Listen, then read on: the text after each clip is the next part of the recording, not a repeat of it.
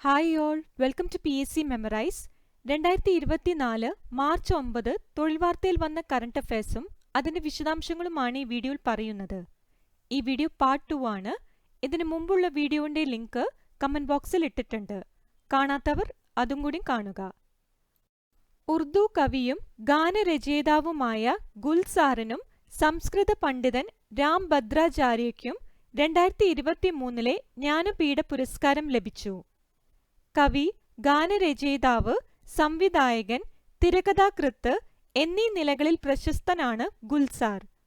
2013 ദാദാസാഹേബ് ഫാൽക്കെ പുരസ്കാരം ലഭിച്ചിട്ടുണ്ട്. കുട്ടിക്കാലം മുതൽ കാഴ്ച പരിമിതിയുള്ള രാം ഭദ്രാചാര്യ നിരവധി കൃതികളും പുരാണ വ്യാഖ്യാനങ്ങളും രചിച്ചിട്ടുണ്ട്. 21 ലക്ഷം രൂപയും പ്രശസ്തി പത്രവുമാണ് പുരസ്കാരം. ചരിത്രത്തിലാദ്യമായി ഒരു സ്വകാര്യ പേടകം ചന്ദ്രോപരിതലത്തിലിറങ്ങി. ഒഡീസിയസ് എന്ന വിളിപ്പേരുള്ള നോവ സീ ലാൻഡറാണ് ഫെബ്രുവരി 23 ഇന്ത്യൻ സമയം പുലർച്ചെ 4:53 ചന്ദ്രനിലിറങ്ങിയത്. ഇൻറ്റ്യൂറ്റീവ് മിഷൻസ് ആണ് നിർമ്മാതാക്കൾ. 50 വർഷങ്ങൾക്കു ശേഷമാണ് ഒരു അമേരിക്കൻ നിർമ്മിത പേടകം ചന്ദ്രനിലിറങ്ങുന്നത്. 1972 അപ്പോളോ 17 പേടകമാണ് ഒടുവിൽ ചന്ദ്രനിലിറങ്ങിയത്. ഫെബ്രുവരി 15 സ്പേസ് എക്സിന്റെ ഫാൽക്കൺ 9 റോക്കറ്റിൽ ഒഡീസിയസ് വിക്ഷേപിച്ചത്. ബാഡ്മിന്റൺ ഏഷ്യ ടീം ചാമ്പ്യൻഷിപ്പിൽ ഇന്ത്യൻ വനിതാ ടീമിന് സ്വർണം. ഫൈനലിൽ തായ്ലൻഡിനെയാണ് തോൽപ്പിച്ചത്. മുൻപ് പുരുഷ ടീം 2 തവണ വെങ്കലം നേടിയിരുന്നു.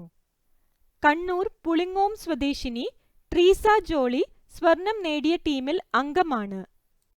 കാലാവസ്ഥാ നിരീക്ഷണത്തിനുള്ള ഇൻസാറ്റ് ശ്രേണിയിലെ പുതിയ ഉപഗ്രഹമായ ഇൻസാറ്റ് 3DS വിക്ഷേപിച്ചു.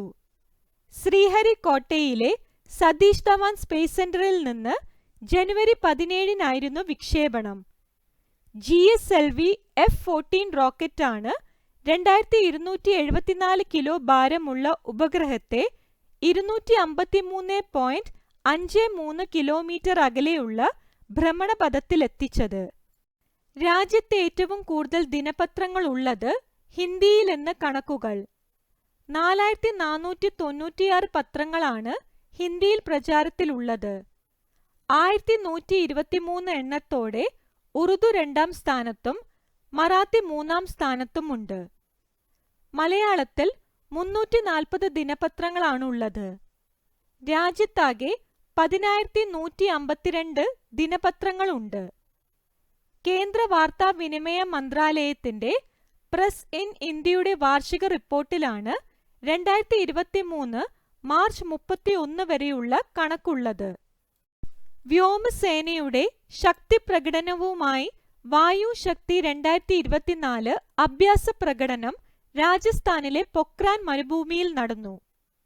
77 പോർ വിമാനങ്ങൾ ഉൾപ്പെടെ 121 യുദ്ധവിമാനങ്ങൾ അഭ്യാസ പ്രകടനത്തിന്റെ ഭാഗമായി. ജോധ്പൂർ, ജയ്സൽമേർ, ഫലോദി, നാൽ ഉത്തർലായ് തുടങ്ങിയ വിവിധ എയർ ബേസുകളിൽ നിന്നാണ് വിമാനങ്ങൾ പറന്നുയർന്നത്. റഫാൽ, സുക്കോയ് 30, തേജസ്, മിറാഷ് പോർ വിമാനങ്ങളും ചേതക്, അപ്പാച്ചെ, ചിനൂക്ക്, പ്രചണ്ഡ് ഹെലികോപ്റ്ററുകളും അഭ്യാസ പ്രകടനത്തിന്റെ ശ്രദ്ധാകേന്ദ്രങ്ങളായിരുന്നു. ബോളിവുഡ് യുവനടി സുഹാനി ഭട്നാഗർ അന്തരിച്ചു. അമീർ ഖാൻ നായകനായ ദംഗൽ സിനിമയിൽ ബാലതാരമായി ഏറെ ജനശ്രദ്ധ നേടിയിരുന്നു. ദംഗലിൽ ഗുസ്തി താരമായ ബബിത ഫോഗാട്ടിന്റെ കുട്ടിക്കാലമാണ് സുഹാനി അവതരിപ്പിച്ചത്. ദക്ഷിണാഫ്രിക്കയുടെ മുൻ ക്രിക്കറ്റ് ഇതിഹാസ താരം മൈക്ക് പ്രോക്ടർ അന്തരിച്ചു. ദക്ഷിണാഫ്രിക്കൻ ടീമിന്റെ ക്യാപ്റ്റനും ഓൾറൗണ്ടറുമായിരുന്നു. വിരമിച്ച ശേഷം കോച്ചായും സെലക്ടറായും പ്രവർത്തിച്ചിരുന്നു. സുപ്രീം കോടതി മുതിർന്ന അഭിഭാഷകൻ ഫാലി എസ് നരിമാൻ അന്തരിച്ചു. 1950 ബോംബെ ഹൈക്കോടതിയിലാണ് അഭിഭാഷക ജീവിതം തുടങ്ങുന്നത്. 1991 പത്മഭൂഷണും 2007 പത്മവിഭൂഷണും നൽകി രാജ്യം ആദരിച്ചു. ബിഫോർ മെമ്മറി ഫെയ്ഡ്സ് എന്ന ആത്മകഥ ഏറെ ശ്രദ്ധപ്പെട്ടു. The state of nation, God save the honourable supreme court എന്നിവയാണ് മറ്റ് പുസ്തകങ്ങൾ. മനുഷ്യനെ വഹിച്ചുകൊണ്ട് ബഹിരാകാശത്തേക്ക് കുതിക്കാൻ LVM-3 റോക്കറ്റിന് യോഗ്യത.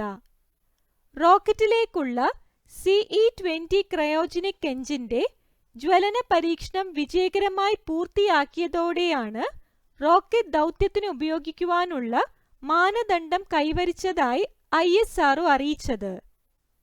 തമിഴ്നാട് മഹേന്ദ്രഗിരിയിലെ ഇസ്രോ പ്രൊപ്പൽഷൻ കോംപ്ലക്സിലെ ഹൈ ഓൾട്ടിറ്റ്യൂഡ് ടെസ്റ്റ് ഫെസിലിറ്റിയിലായിരുന്നു പരീക്ഷണങ്ങൾ നടന്നത്.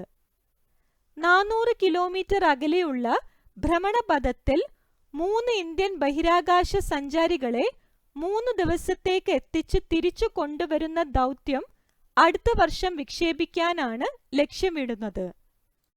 രാജ്യത്തെ ഏറ്റവും നീളമുള്ള തുരങ്ക റെയിൽ പാതയായ D50 പ്രധാനമന്ത്രി നരേന്ദ്രമോദി ഫ്ലാഗ് ഓഫ് ചെയ്തു. ജമ്മു കാശ്മീരിലെ ഉദ്ധംപൂർ, ശ്രീനഗർ, ബാരാമുള്ള പാതയിലാണ് തുരങ്കപാത. 12.77 കിലോമീറ്റർ ആണ് തുരങ്കത്തിന്റെ നീളം. ഉദ്ഘാടനത്തിന് പിന്നാലെ 2 ഇലക്ട്രിക് തീവണ്ടികൾ പാതയിലൂടെ കടന്നുപോയി. 2010 പാതയുടെ നിർമ്മാണം ആരംഭിച്ചത്. ഏറ്റവും വേഗത്തിൽ 500 ടെസ്റ്റ് വിക്കറ്റുകൾ തികച്ച ഇന്ത്യൻ ക്രിക്കറ്റ് താരം. ഉത്തരം രവിചന്ദ്രൻ അശ്വിൻ. അന്തരിച്ച സംയുക്ത സേനാ മേധാവി ജനറൽ ബിപിൻ റാവത്തിന്റെ പ്രതിമ അനാച്ഛാദനം ചെയ്തത് എവിടെയാണ്? ഉത്തരം ഡെഹ്റാഡൂൺ. പ്രധാനമന്ത്രി ജീവൻ ജ്യോതി ബീമാ യോജനയിൽ 100% സാച്ചുറേഷൻ നേടിയ ഇന്ത്യയിലെ ആദ്യ ജില്ല? ഉത്തരം വയനാട്. മികച്ച നവാഗത പാർലമെന്ററിയനുള്ള 2023 ലോകമത് പുരസ്കാരം നേടിയത്? ഉത്തരം ജോൺ ബ്രിട്ടാസ്. ടെസ്റ്റ് ക്രിക്കറ്റിലെ ഒരു ഇന്നിംഗ്സിൽ ഏറ്റവും കൂടുതൽ സിക്സർ നേടി വസീം അക്രത്തിന്റെ റെക്കോർഡിനൊപ്പം എത്തിയ ഇന്ത്യൻ താരം? ഉത്തരം യശസ്വി ജയ്സ്വാൾ. മിലൻ നാവിക അഭ്യാസത്തിന്റെ 12ാം എഡിഷന്റെ വേദി? ഉത്തരം വിശാഖപട്ടണം. കേരളത്തിലെ ആദ്യ ക്യാമ്പസ് ഇൻഡസ്ട്രിയൽ പാർക്ക് നിലവിൽ വരുന്നത് എവിടെയാണ്? ഉത്തരം കൊട്ടാരക്കര. 2024 ഇന്റർനെറ്റ് ദിനത്തിന്റെ പ്രമേയം? ഉത്തരം ഒരു മികച്ച ഇന്റർനെറ്റിനായി ഒരുമിച്ച്. ഇതോടെ 2024 മാർച്ച് 9 തൊഴിൽ വാർത്തയിൽ വന്ന എല്ലാ കറന്റ് അഫയേഴ്സും ഡിസ്കസ് ചെയ്തിരിക്കുന്നു. ഈ വീഡിയോ നിങ്ങൾക്ക് ഉപകാരപ്പെടുകയാണെങ്കിൽ ദയവായി ലൈക്കും ഷെയറും സബ്സ്ക്രൈബും ചെയ്യുക. Thank you.